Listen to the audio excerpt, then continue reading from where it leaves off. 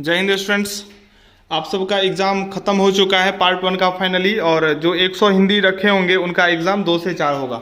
तो आप लोग जो एग्ज़ाम दिए हैं फटाफट आंसर मिला लीजिए। हिंदी 50, मैथिली 50 और इंग्लिश 50। तो हिंदी का क्वेश्चन मेरे पास अवेलेबल हो चुका है जिसका मैं अभी आंसर दे रहा हूँ।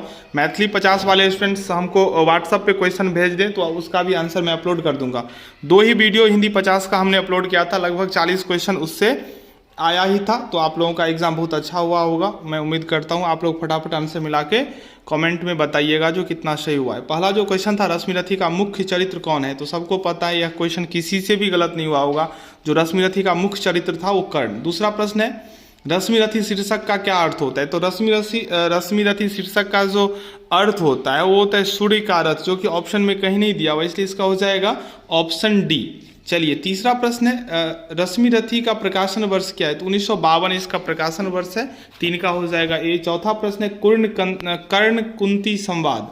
तो यह जो कर्ण कुंती संवाद था 7 सर्ग में जो विभाजित है, इसमें पंचम सर्ग में ये कर्ण और कुंती के बीच में वार्तालाप होता है। 5वां प्रश्न है, कौरवों की सभा में कृष्ण को बांधे जाने का प्रसंग किस सर्ग में है? तो कृष्ण को बांधे जाने का प्रसंग जो है वो 3 सर्ग में था, जब शांति दूत बनकर गए हुए थे। महाभारत से ही लिया गया है।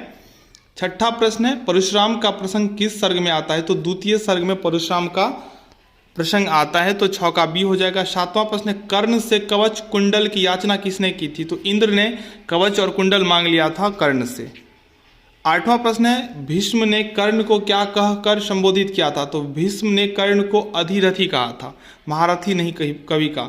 9वां प्रश्न है, राधे किसका नाम है? तो कर्ण का ही दूसरा नाम राधे है, क्योंकि राधा के द्वारा पालन पोषण किया गया था। एक क्वेश्चन एक सेट सुबह में भी दिए थे जिससे बहुत सारा क्वेश्चन आया था एग्जाम। 10वां प्रश्न, घटोत्कच वध की कथा किस सर्ग में है? तो 6ठ सर्ग, 6ठा सर्ग में घटोत्कच वध का चर्चा था। ठीक है। 11वां प्रश्न है, रश्मिरथी कितने सर्गों में विभाजित है? तो 7 सर्ग में, ऑप्शन ए होगा। 12वां प्रश्न है, रश्मिरथी शीर्षक रचना के कवि है रामधारी सिंह दिनकर, ऑप्शन सी इसका सही होगा। 13वां प्रश्न है, दिनकर जी का जन्म तिथि? तो इनका जन्म तिथि 24 सितंबर 1908, तो 13 का हो जाएगा ऑप्शन सी। ठीक है। 14वां प्रश्न है, साप और सर दोनों ही ये जिस महान ऋषि के संबल का मतलब होता है सहारा, यह पंक्ति का प्रयोग किया गया था परशुराम जी के लिए, ऑप्शन ए होगा। 15वां प्रश्न है, 2 न्याय अगर तो आधा दो, पर इसमें भी यदि बाधा हो तो इसका जो राइट आंसर होगा वो हो जाएगा 3 सर्ग। यह संवाद 3 सर्ग में हुआ था। 16वां प्रश्न है, अपना उल्लू सीधा करना, यानी कि अपना काम निकालना, ऑप्शन ए। 17वां प्रश्न है, बहती गंगा में हाथ धोना, तो अवसर का लाभ उठाना हो जाएगा, ऑप्शन ए। 18वां प्रश्न है, श्री गणेश करना, तो प्रारंभ करना होता है इसका अर्थ।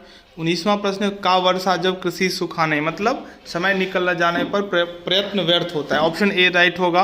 20वां प्रश्न है, होनहार वीरवान के होत चिकने पात, यानी कि प्रारंभ से ही लक्षण का दिखाई पड़ना, ऑप्शन ए हो जाएगा। बहुत बोलने वाले के लिए एक शब्द, तो बहुत बोलने वाले को हम लोग बोलते हैं वाचाल, तो 21 का हो जाएगा ऑप्शन ए। 22वां प्रश्न, जिसे कोई भी जानकारी न हो उन्हें अनभिज्ञ कहते हैं, अनेक शब्द के लिए एक शब्द हुआ। 23वां प्रश्न, जिसकी ईश्वर में आस्था न हो तो नास्तिक उन्हें बोला जाता है। 24वां प्रश्न है, यहाँ सकुशलता पूर्वक है का शुद्ध रूप होगा, तो इसका राइट आंसर हो जाएगा ए, यहाँ सब सकुशल हैं। 25वां प्रश्न है, वह अनेकों भाषाएं जानता है, तो वह अनेक भाषाएं जानता है, ऑप्शन ए हो जाएगा। 26वां प्रश्न जो भी हो उसका आंसर डी होना चाहिए, बी और सी। ठीक है। 27वां प्रश्न, संक्षेपण की विशिष्टता है, संक्षेपण की विशिष्टता होगा संक्षिप्तता, 1/3 लिखा जाता है। संक्षेपण जाना जाता है तो संक्षिप्तता के रूप में, संक्षेपण की विशिष्टता है पूर्णता, संक्षिप्तता, ये डी हो जाएगा। 27 का डी होगा और 28 का हो जाएगा ऑप्शन सी। ठीक है। 29वां प्रश्न, प्रारूपण का पर्याय है, तो प्रारूपण का पर्याय होता है मसौदा या मंसविदा, 29 का बी। 30वां प्रश्न है, प्रारूपण के लिए आवश्यक गुण है, तो ऑप्शन डी होना चाहिए कि परिपूर्णता, विषय ज्ञान, संक्षिप्तता, ये सब होना चाहिए। 36वां प्रश्न है, आकस्मिक छुट्टी का अंग्रेजी अनुवाद, आकस्मिक छुट्टी का अंग्रेजी अनुवाद होता है कैजुअल लिव, ऑप्शन बी होगा। अनुवाद के लिए आवश्यक है तो भाषा ज्ञान, शब्द भंडार, संप्रेषण, तो ऑप्शन डी हो जाएगा। 38वां प्रश्न है अनुवाद का संबंध होता है, तो ऑप्शन सी इसका राइट होगा, स्रोत भाषा और लक्ष्य भाषा। आदर्श अनुवादक के गुण होना चाहिए, तो आदर्श अनुवादक का जो गुण है ये तीनों होना ही चाहिए, इसलिए इसका आंसर हो जाएगा ऑप्शन डी उपर्युक्त सभी।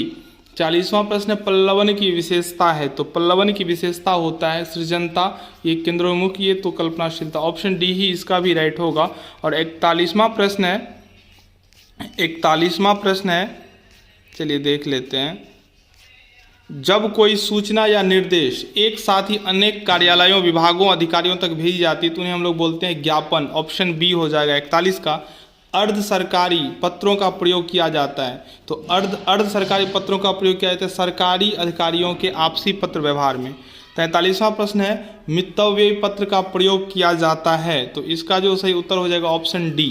संक्षेपण होता है, तो मूल अवतरण का 1/3 है, ऑप्शन बी। 45वां प्रश्न है प्रेस नोट के विषय में असत्य कथन है, तो यह अनौपचारिक होती है, यह असत्य है। 46वां प्रश्न है किसी पत्र के उत्तर या आवश्यक कार्रवाई हेतु पुनः स्मरण कराने हेतु कौन सा पत्र लिखा जाता है, अनुस्मारक पत्र होगा। 47वां प्रश्न सरकारी आदेश लिखे जाते हैं, तो अन्य पुरुष में, ऑप्शन सी। 48वां प्रश्न है प्रारूप तैयार करने की क्रिया को क्या कहते हैं, तो प्रारूपण, ऑप्शन बी हो जाएगा। और 49वां प्रश्न कार्यालय आदेश में होता है क्रम, संख्या, कार्यालय का नाम, स्थान, दिनांक, उपर्युक्त सभी, इसका राइट आंसर होगा। 50वां प्रश्न है मिनट्स के लिए हिंदी अनुवाद है, तो इसका सही उत्तर हो जाएगा ए। 31 से 35 का आंसर क्वेश्चन मिला था बाद में, इसलिए इसको लास्ट में मैं बता देता हूं, आप लोग मिला लीजिए। एजेंडा का हिंदी अनुवाद, तो एजेंडा का हिंदी अनुवाद होता है कार्यसूची, ऑप्शन बी होगा। 32वां प्रश्न डेप्यूटेशन के लिए हिंदी शब्द है, तो डेप्यूटेशन का हिंदी शब्द होता है प्रतिनियुक्ति। 33वां प्रश्न रेगुलेशन का हिंदी अनुवाद अधिनियम होता है, 33 का हो जाएगा ए। 34वां प्रश्न डायरेक्टरेट का, इसका हो जाएगा हिंदी अनुवाद निदेशालय, ऑप्शन सी, 34 का सी। और 35वां है प्रोक्टर का हिंदी अनुवाद, तो इसका हो जाएगा ऑप्शन ए। तो इस प्रकार से हिंदी 50 का टोटल राइट आंसर मैं आप लोगों को बता दिया हूं। अगर आप लोगों को अच्छा लगा हो तो वीडियो को लाइक और चैनल को सब्सक्राइब अगर अभी तक नहीं किए हैं तो कर लें। और एक ज़रूरी सूचना, वैसे तो लाइव रात में आऊँगा, वहाँ पे सब कुछ अनाउंसमेंट होगा, लेकिन जो भी ऑनलाइन कोर्स लेना चाहते हैं, इस चैनल के माध्यम से पढ़ना चाहते हैं, वो निश्चित रूप से व्हाट्सएप ग्रुप ज्वाइन कर लें और लाइव में जुड़ें।